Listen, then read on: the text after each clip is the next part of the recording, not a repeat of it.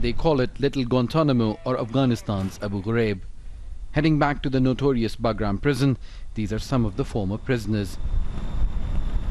It's not easy to find the way in the sprawling 30 square kilometer town. Even the Taliban had to stop for directions. But once you enter, the scale of the prison complex, which once held tens of thousands of people, becomes evident. Building after building, door after door, the men which were once held here remember their humiliation and torture at the hands of US soldiers and fellow Afghans. Imitating what the guards did, they wouldn't let me sleep, says FARID, who spent 7 years in different cages. He was in physical therapy for extensive torture by Afghan and American troops. He says tortured prisoners were hidden in another block, away from media and humanitarian organizations, until they would heal. My legs are still weak and in pain. They yanked my private parts with a cable. I was bleeding from it for almost 6 years. No matter how many times we said we didn't do the crime, they would torture until the prisoners said yes.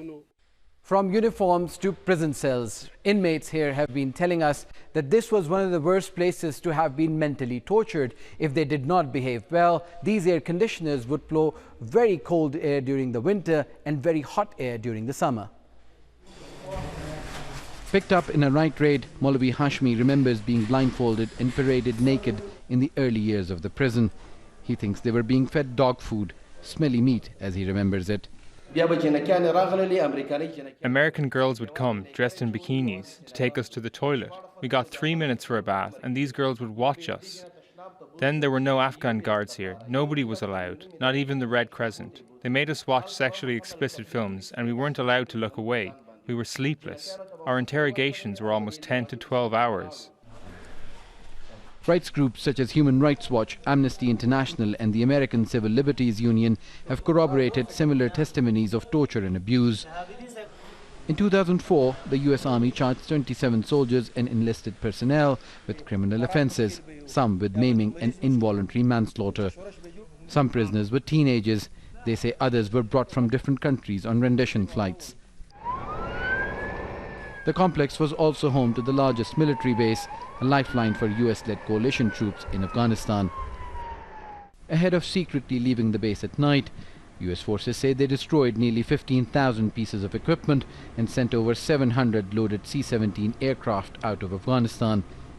Scrap is what's left of Black Hawk helicopters, generators, vehicles and other equipment. But the real stain on the legacy is the abuse. Tens of thousands illegally detained without trial. That's how they'd wake us up, says QARI SHAHBUDDIN. They knew we'd be upset if they disrespected the Quran, so they'd throw it in the toilet. I spent almost a year here. This button is for the toilet to flush. This was for hot and cold water.